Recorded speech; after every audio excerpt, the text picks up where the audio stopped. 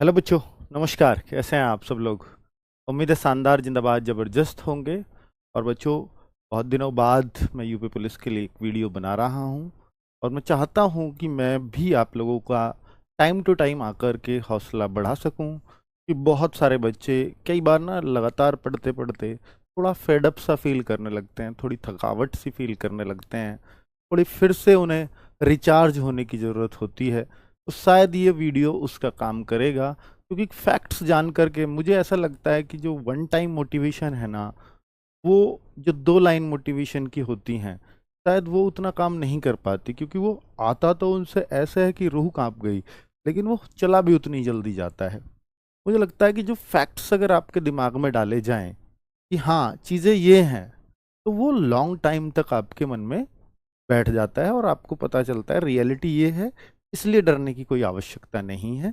और बहुत बच्चे लगातार एग्ज़ाम जैसे जैसे पास देखते हैं, उतना उतना डरते हुए चले जाते हैं। तो ये डरना वरना छोड़ो, ये डरने वरने की बहुत पुरानी बातें हैं, बहुत पीछे की बातें हो गई हैं।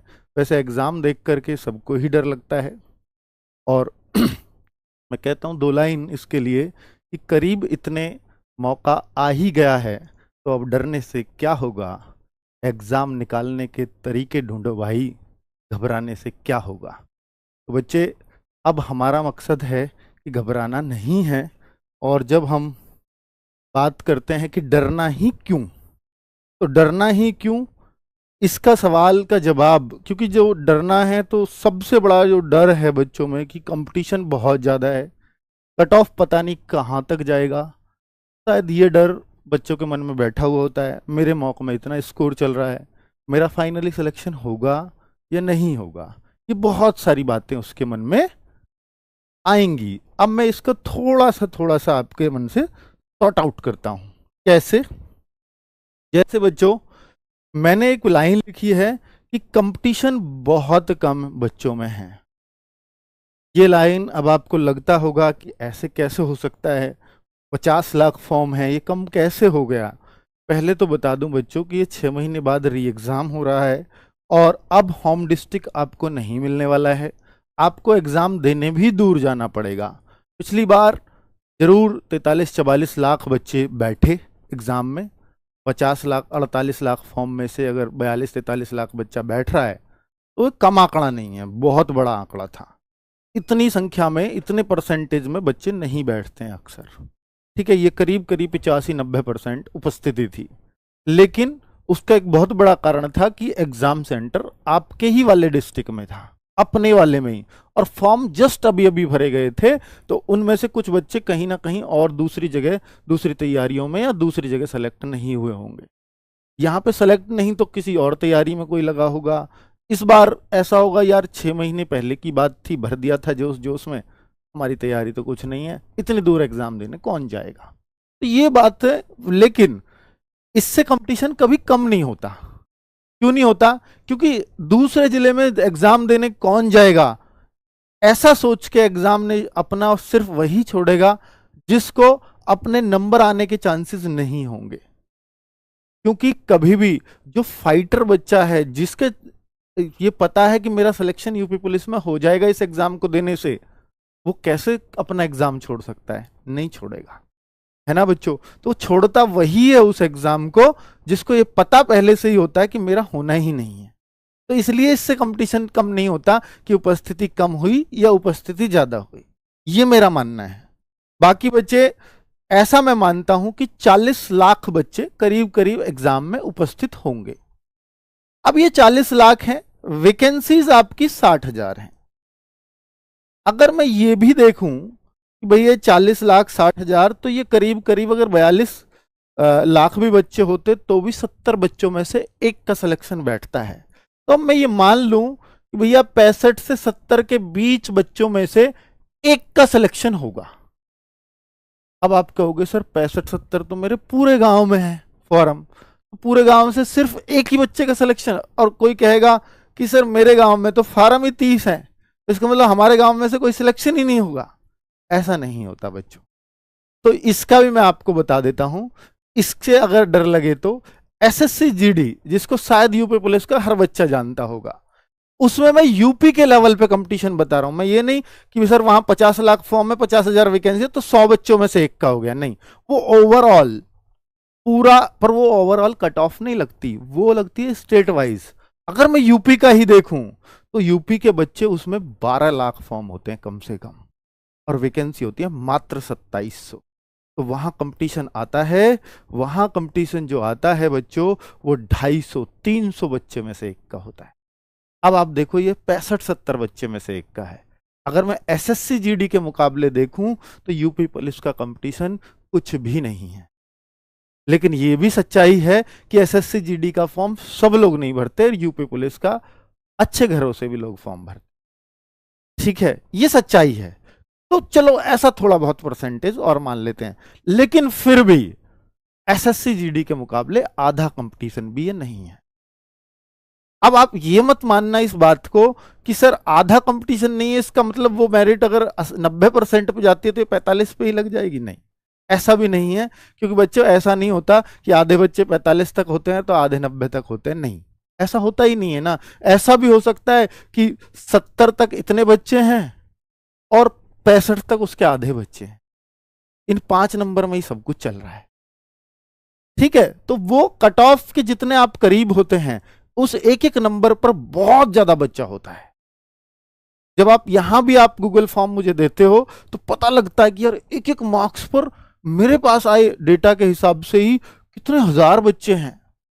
तो आप सोचिए ना, आपका एक मार्क्स, आपका जो एक नंबर है वो कितना बड़ा खेल कर देता है, बहुत बड़ा। ठीक है, तो कंपटीशन कम बच्चों में है। आप ये कितने कम बच्चों में मैं बता देता हूं। आप ये मत मानना कि 40 लाख अगर एग्जाम देंगे तो 40 लाख बच्चों में कंपटीशन है, नहीं।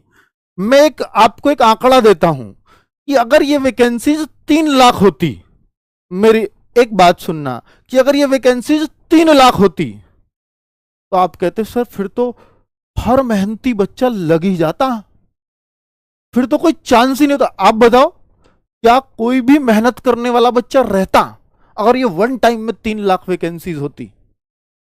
तो इसका मतलब आप ये कह रहे हो कि बच्चे सिर्फ 3 लाख ही मेहनत करते हैं? मैं भी यही कह रहा हूं भाई। 3 लाख वैकेंसी होती तो आप कहते हर बच्चा जो भी थोड़ी बहुत मेहनत कर रहा है वो भी सिलेक्ट हो जाता। मैं भी यही कहना चाह रहा हूं कि 3 लाख अगर बच्चा होता तो कट ऑफ हो सकता है 160 जाती। तो 160 तो थोड़ी बहुत भी कोई मेहनत कर रहा है उसके भी आ जाते हैं, है ना। तो भाई ये कंपटीशन 3 लाख बच्चों में ही है। 160 वाला 210 कर जाए, 160 वाला थोड़ा मोटिवेट होकर के 220 कर जाए, इतना ही हो सकता है। लेकिन जिसने अभी पढ़ना नहीं शुरू किया वो 220 नहीं कर सकता, वो 200 नहीं कर सकता, वो 180 नहीं कर सकता। तो ये 40 लाख में 37 लाख तो भीड़ वाले हैं। मात्र 3 लाख बच्चे हैं जो कंपीट करेंगे इसमें अच्छे से। और 3 लाख में से ये भी सुन लो, 1.5 लाख बच्चे तो फिजिकल और डीवीपीएसटी के लिए पास भी होंगे। 3 लाख में से 60,000 का 2.5 गुना। जैसे मैं अभी हाल फिलहाल में कल रिजल्ट आया असिस्टेंट ऑपरेटर का और वर्कशॉप का, उसमें 120 वैकेंसी वर्कशॉप में थी, 370 बच्चे पास किए, 3 गुने से ज्यादा। 3 गुना होता है 360। ऐसे ही असिस्टेंट ऑपरेटर में 1376 वैकेंसीज थी, वहां बच्चे करे 4200 पास, तो वो भी 3 गुने से ज्यादा। तो अगर मैं यहां 3 गुना मान लूं, क्योंकि ऐसे ही यूपी पुलिस में एक सही रूटीन चलता है, अगर 60,000 वैकेंसीज हैं तो 1,80,000 बच्चे पास होंगे। पर चूंकि पहले का रिकॉर्ड ऐसा नहीं रहा तो 2.5 गुना ही मैं मान लूं। तो 2.5 गुना मतलब आप ये मान करके चलिए कि अगर 60,000 का 2.5 गुना तो 1.5 लाख बच्चा पास होगा। किसके लिए? डीवीपीएसटी के लिए। अब आप कह रहे हो 3 लाख में तो कंपटीशन ही है और 1.5 लाख पास भी होगा, तो कंपटीशन रहा कहां? अब लगाओ अपने गांव में से हर 2 बच्चे में से एक का सिलेक्शन हो रहा है, ऐसा कंपटीशन है।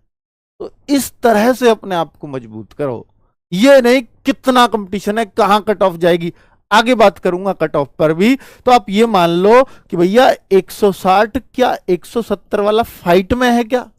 अगर कोई ये बोले, मैं कहूंगा नहीं है। अगर आज के मॉक टेस्ट के हिसाब से आप देखते हो 160 और 170 वाला फाइट में नहीं है, क्योंकि 1.5 लाख तो निकलेगा 3 लाख में से। 160-70 तो तब होता जब 3 लाख लिए जाते, है ना, लिया तो 1.5 लाख ही जाएगा। तो आप ये मानो कि आपको ना करीब करीब 200 के आसपास तो करना ही पड़ेगा, उससे आप कम की उम्मीद मत करो, अगर पेपर ऐसा ही आता है जैसा आपका अभी हुआ था। अगर इससे लेवल इन्होंने बढ़ा दिया तो हो सकता है फिर 200 से डाउन आ जाए, लेवल ऐसा ही रहा तो भाई 200 से पार होगा, आपको उतना मानना पड़ेगा खुद को। ठीक है, आगे मैं बात कर लेता हूं। तो देखिए डर ही क्यों है, मैं इस चीज को निकालना चाह रहा हूं आपके अंदर से। डरिए मत, आपको सारी बातें बता रहा हूं जिनसे डर आता है। आता हुआ एक भी प्रश्न गलत ना हो, ये कितना आसान काम है, शायद दुनिया का सबसे आसान काम है हर उस परीक्षार्थी के लिए जो परीक्षा में बैठना चाहता है। उसके लिए सबसे आसान काम क्या है कि आता हुआ प्रश्न गलत नहीं करूंगा। मैं कह रहा हूं जो आपसे आता ही नहीं है बिल्कुल मत करना, पर जो आ रहा है उसको ध्यान से पढ़ के सही कराना, बस वो तो करेंगे ही सर। फिर भी आप अब ये सुधरे कैसे, देखिए आप इस बात को, क्योंकि जो अपनी गलतियों को पकड़ जाता है वो सिलेक्शन ले जाता है। अब आप इस बात से अंदाजा लगाना मैंने ये क्यों कही है, ये सुधरेगी भी कैसे। आप मॉक टेस्ट देते हो, हर बच्चा लगभग दे रहा है, और मॉक टेस्ट में दो चीजों में सबसे जबरदस्त सुधार आता है, दो चीजों का। एक टाइम मैनेजमेंट, सबसे पहला सुधार। दूसरा सुधार जो सबसे इंपॉर्टेंट है, यार मैं ऐसे प्रश्नों में भी गलती कर जाता हूं, अरे यार मैं तो इसको ये पढ़ गया था इसलिए ये गलत हो गया। तो वो जो है, ये जो गलती है कि मैं इसको ये पढ़ गया, अब आगे से नहीं करनी है। आप ये देखो, कोई भी मौका उठा करके देखो, और जब आप उसके गलत प्रश्नों को देख रहे होगे तो आपको पता लगेगा कि भाई हां, मैं तो इसको कैसे गलत कर गया, ये तो गलत होना ही नहीं चाहिए था। मैं वही कह रहा हूं एग्जैक्टली, क्योंकि ये जो नुकसान करता है ना आता हुआ, इतना नुकसान आपका कोई नहीं करता। बता देता हूं कारण। कोई एक चीज देखिए जिसको आप ये मानते हो कि सर ये ना मेरे को 2 नंबर दिलाने वाला क्वेश्चन है, ये क्वेश्चन मेरे को 2 नंबर दिला के जाएगा। अब चूंकि वो आपसे आ रहा है तो आप उसको टच भी जरूर करोगे, ऐसा तो है नहीं छोड़ के आओगे। अब वो गलत हो गया आपका, भाई टच किया है या तो गलत हो गया सही, अब आता हुआ है तो टच किया है इसलिए आप सही मान के चल रहे हो गया क्या गलत। मिलना क्या चाहिए था 2 नंबर, तो क्या ये 2 मिलेंगे, नहीं। उल्टा क्या होगा, जो आपने और क्वेश्चन से स्कोर इकट्ठा किया है उसमें से और दे जाओगे आधा नंबर। 2 ये गए, सही होना चाहिए था तो 2 मिलते, और आधा और भी गया तो 2.5 नंबर जाता है एक आते हुए प्रश्न को गलत होने पर। और 2 ही गलत कर दो ना बस, 5 नंबर गए। 2 आते हुए प्रश्न जिसमें खोपड़ी पकड़ते हो आप आके, यार ये क्यों गलत कर दिया, मैंने पूरा क्वेश्चन सॉल्व किया और उसमें लास्ट में लिख रहा था हिंदी में वर्गमूल भी है इसका, पूरा एक लंबा सा क्वेश्चन बना रखा है, बाद में वर्गमूल आया था उत्तर 4, वो वर्गमूल पढ़ा ही नहीं, 4 ऑप्शन में भी था, वर्गमूल और पढ़ लेते तो 2 उत्तर आता। ऐसी गलतियां होती हैं। जो पूरा सॉल्व करके लाए, बहुत बेहतरीन आप सॉल्व कर रहे हो और कॉन्फिडेंस से कह रहे हो 4 आया मेरा, पर आगे वर्गमूल भी लिखा था, वो तो पढ़ाई नहीं, तो इसलिए वो क्वेश्चन गलत हो गया। तो भैया वो 2.5 लेकर के गया और 2 क्वेश्चन आपके 5 नंबर ले गए।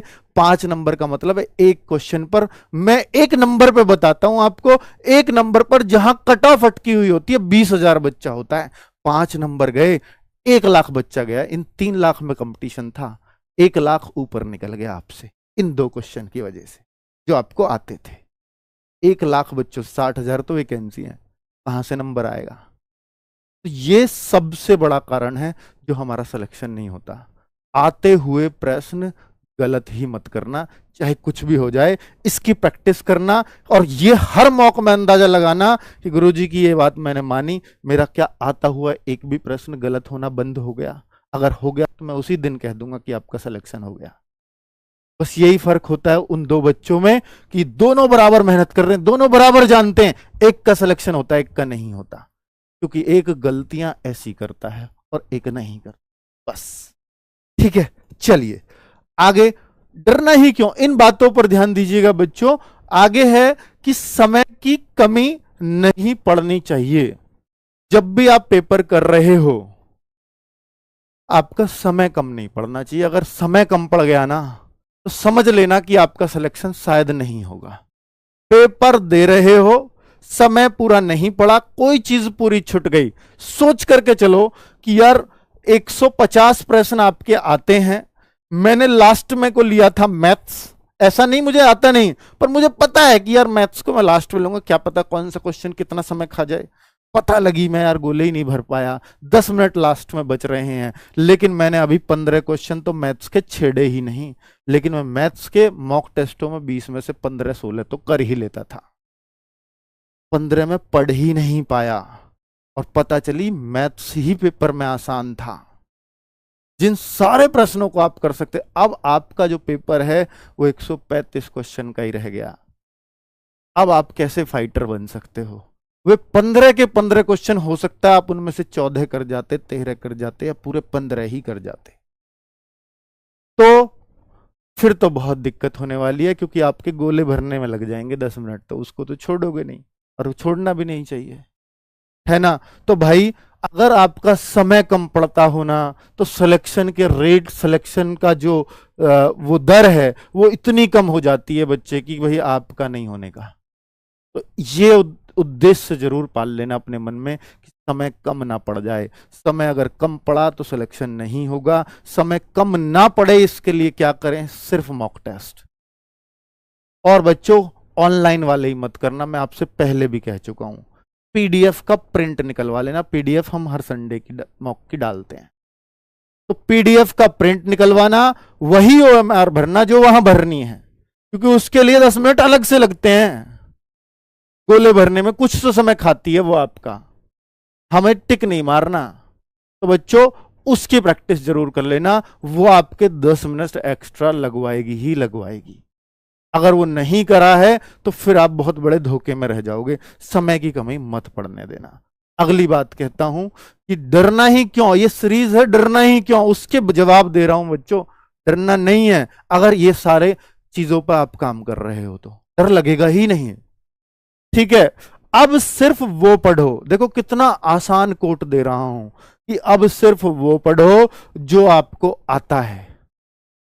आती हुई चीज कोई पढ़े, हां, नया मत पढ़ो बच्चों, नया पढ़ने का प्रयास भी मत करो। पढ़ना है नया तो सिर्फ और सिर्फ क्या पढ़ लो? करंट अफेयर्स, इसके अलावा नया नहीं पढ़ूंगा।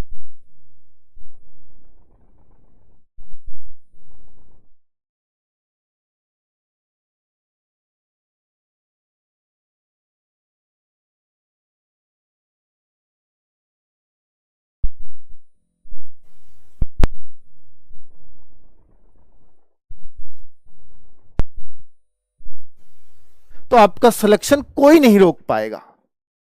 जो आपको आते ही नहीं है, अगर आपने उस पर काम करना शुरू किया तो कंफ्यूजन उनमें भी होगा जो आपको आते हैं, उनमें कोई कंफ्यूजन ना हो। वो चीजें समय पर खत्म हो जाएं जो आपको आते हैं, तो उनका बार बार रिवीजन करो। इस बात का उद्देश्य वही है। जो चीज, जो चैप्टर अब तक आपने नहीं छेड़ा, चाहे वो रीजनिंग में हो चाहे वो मैथ्स में हो, उसको प्लीज मत छेड़ना। हिंदी में छेड़ सकते हो, क्योंकि वो क्षणिक चीजें हैं, वो आ जाएंगी समझ में, हो सकता है वहां सीधा पल्ले पड़ जाए कोई क्वेश्चन, लेकिन मैथ्स और रीजनिंग में मत छेड़ना। ये मेरा आपसे आग्रह है, और बहुत सारे बच्चों का अनुभव है जो मैं आपको बता रहा हूं, ठीक है। आगे बात कर लें। आगे एग्जाम से 48 आवर्स पहले ज्यादा होशियार बच्चों से बातें बंद कर दें। ज्यादा होशियार कौन होते हैं बच्चों? ये वही होते हैं जो हमारा मोरल डाउन करते हैं। भाई मैंने ये पढ़ लिया, तूने पढ़ा क्या? ये आपको लगेगा यार ये तो इसने पढ़ लिया, इसका तो हो जाएगा, मैंने तो पढ़ा ही नहीं। कोई कह रहा था, वो मास्टर कह रहा था यूट्यूब पे, इससे जरूर आएगा प्रश्न, ये बहुत इंपॉर्टेंट चैप्टर है। भाई मास्टर को भी उतना ही पता है, वो भी अंदाजा ही लगा रहा है, प्रीवियस ईयर आपने भी देखे हैं। तो इन चीजों पे मत जाओ। कौन आपसे क्या बोल रहा है कि भाई वो पढ़ा है नहीं पढ़ा है, इन चर्चाओं को छोड़ दो। आपकी तैयारी आपके साथ है, उसकी तैयारी उसके साथ है, ठीक है। पता लगी वो तो, उसका तो सिलेक्शन होना ही नहीं था, पर इससे ऐसा करके वो आपको और उलझा रहा है कि यार इसका ना हो जाए कैसे। इसको थोड़ा सा घबराने को मजबूर करता हूं। आप देखते होंगे ना कई बार किसी का सिलेक्शन किसी एक वैकेंसी में हो गया, अगर वो कोई दूसरा टेस्ट देगा उसमें सिलेक्शन पक्का कर आया, ज्वाइनिंग नहीं हुई अभी, ले इसलिए दूसरा दे आऊं, और इतने माइंड फ्रेश से गया होगा हो जाएगा, नहीं तो मेरा हुआ पड़ा एक में, उसका दूसरे में भी हो जाएगा, पक्की बात है ये, बिना पढ़े, क्योंकि वो बहुत कॉन्फिडेंस लेकर के जा रहा है। और ये कॉन्फिडेंस ना 48 घंटे पहले ही आपका हिला दिया, अब आप सिर्फ दिन रात ये सोच रहे हो मेरा शायद नहीं होगा। तो ये जो कॉन्फिडेंस है ना, बहुत लोगों के साथ जाओगे आप। प्लीज ये बातें बंद कर देना, अब से ही कर दो ये बातें बंद, अपनी तैयारी अपने साथ रखो, आप भी बहुत बेस्ट टीचर से पढ़ रहे हो, आप उनसे पढ़ते रहिए, ठीक है। और सब चीजों को इनमें झमेले में नहीं पढ़ने की जरूरत है, मत किसी से सलाह लो, कोई यूपी पुलिस में भर्ती हुआ बड़ा भाई के चाचा का लड़का, तो भाई मैं उससे एक बार पूछ लेता हूं कि क्या है, कैसे कैसे पढ़ी थे, अब भाई वो अपने अलग ही तरीके बताएगा, उसने हो सकता है वो 6 साल पहले पढ़ाई की हो, अब आप उससे पूछोगे तो वो उस तरह की चीजें बताएगा, मत पूछिए अब किसी से, और उसको भी वो बता नहीं पड़ रही क्योंकि आप पूछ रहे हो, वरना वही कहां कौन सा इच्छुक था, उसे भी कहां ध्यान था, अच्छा कोई ऐसे भी उससे पूछेगा, वो जो उसके मुंह में आया उसने बोल दिया, अब आपने सीरियसली फॉलो कर लिया, आप तो रहे नहीं हो, फिर कैसे होगा आपका, ठीक है। तो वो सब चीजें निकालो दिमाग से। एक और बात कि एग्जाम सेंटर पर जाकर के हम, कुछ ऐसे कीड़े होते हैं कि वो वहां पर भी किताब लेकर के पढ़ रहे होते हैं, भाई ये और एक बार देख लूं, ये और कैसे कर लूं, और उनको देख करके आप भी, भाई दिखाना तेरी किताब में ये कैसे लिख रहा है, मैं भी देख लेता हूं एक बार, इस करंट को दिखाना, भाई तू कहां से पढ़ रहा है, ये बातें बिल्कुल बंद कर दो। एग्जामिनेशन सेंटर पर कुछ भी मत पढ़ो, मत कुछ भी सुनो किसी का, मत बोलो और मत सुनो, इसलिए कह रहा हूं गूंगे और बहरे बन करके जाना एग्जाम सेंटर पे, बस एक ही चीज सुननी चाहिए, अगर बेल बजे 1 घंटे की तो वही सुने आपको, और कुछ नहीं, इसके अलावा कुछ भी नहीं, कुछ जरूरत ही नहीं है। इवन एग्जामिनेशन सेंटर पे आपका टीचर भी कुछ आपको बता रहे, कई बार वही गलत बता देते हैं, ऐसे नहीं इसको ऐसे भरो, भाई यहां से सीख के जा रहे हो आप सब कुछ, उनको पता ही नहीं होता, वो क्लास का पढ़ा रहा है 11th का 10th का, उसने कभी आज तक कंपटीशन का दिया नहीं है कोई भी एग्जाम, वो आपको इंस्ट्रक्शंस दे रहा है कि ऐसे नहीं ऐसे, कई बार मैंने देखा है बच्चों को गलत करवाते हुए एग्जामिनेशन हॉल में, खुद टीचर्स करा रहे होते हैं, तो उनसे भी बहुत कुछ मत उम्मीद करना इस तरह की, पहली जानकारी सारी जानकारी यहां से लेके जाओ, क्योंकि उनकी ट्रेनिंग मात्र 1 घंटे की होती है, उनको नहीं पता होता सब कुछ, और उसमें भी वो हो सकता है सोने गया हो, ट्रेनिंग में चाय पीने गया हो, ठीक है। चलो तो आगे बात करें बच्चों, बहुत सारी बातें मैंने आपसे की हैं, ये जरूरी थी आपसे बातें करनी है, खाकी सीरीज चल रही है और इससे आपने तरह तरह के रिकॉर्ड बनाए हैं, बहुत विश्वास आप लोग कर रहे हैं, ये तो आपकी कंटिन्यू ऐसे है ही। मैं आपको बोल रहा हूं कि हम लोग गागर में सागर भी करवा रहे हैं 15 अगस्त से बच्चों, यूपी पुलिस के लिए या मैं कहूं किसी भी एग्जाम के लिए हमारा ये लास्ट रामबाण होता है। गागर में सागर में हर एक टीचर वो अपनी पूरी जान लगा रहा होता है कि भाई इससे बच्चों को क्वेश्चन कैसे फंसाया जाए, बच्चे का रिवीजन कैसे हो, क्योंकि अंतिम समय में ना, मैं क्या कह रहा हूं, नया मत पढ़ना, पुराना भी क्या पढ़ें या क्या क्या पढ़ें, कैसे कैसे रिवीजन करें, कैसे स्लॉट में बांटें, कि सारी चीज रिवाइज हो जाएं। ये गागर में सागर सीरीज हर एक चैप्टर की हर एक टाइप को रिवाइज कराने के लिए ही होती है। अगर मान लीजिए 15 अगस्त को नवीन सर हिंदी लेकर के आ रहे हैं, तो हिंदी में कोई भी ऐसी बात नहीं बचेगी जो यूपी पुलिस पूछता हो और नवीन सर इन 6 घंटे में आपको ना पढ़ाएं। तो ये 6 घंटे अगर आप एक बार अंतिम समय में पढ़ लेंगे तो मुझे नहीं लगता फिर आपको एग्जाम तक हिंदी पढ़ने की जरूरत है, अगर आप पहले से पढ़ रहे हैं तो वो संपूर्ण रिवीजन है, उसके अलावा मत पढ़ना। उसकी पीडीएफ हम आपको दे देंगे, प्रोवाइड करा देंगे बाद में, कि ठीक है देखना ही है नवीन सर की तो दोबारा मुझे 6 घंटे की ना देखनी पड़े, एक बार देखने के बाद तो फिर पीडीएफ देख लें फटाफट, तो आपका जहां भला हो सकेगा हम अपने एंड से करेंगे। तो 9 बजे से उनकी गागर में सागर 15 अगस्त से है, 15 अगस्त को एक और है मानसिक अभिरुचि भी, तो ये दोनों इंपॉर्टेंट सब्जेक्ट पहले दिन ही करा दिए, बाकी ये पूरा टाइम टेबल है। 16 तारीख को राहुल सर की मैथ्स की कंप्लीट मैथ्स 16 तारीख को आ रहा होगा, ऐसे ही 17 तारीख को रीजनिंग, दोनों रीजनिंग के बादशाह मैं है ही, बाकी ये पूरा टाइम टेबल है गागर में सागर का, प्लीज एक बार नोट कर लीजिएगा। वीडियो ज्यादा लंबी नहीं करूंगा और अंत में आपसे एक बात कहूंगा। हाँ भाई, एक बात लास्ट में जाते जाते, कि डर तुझे भी लगा ये फासला देखकर, पर तू आगे बढ़ते जाना रास्ता देखकर। खुद ब खुद नजदीक आएगी तेरी मंजिल, तेरा हौसला देखकर। धन्यवाद बच्चों, नमस्कार।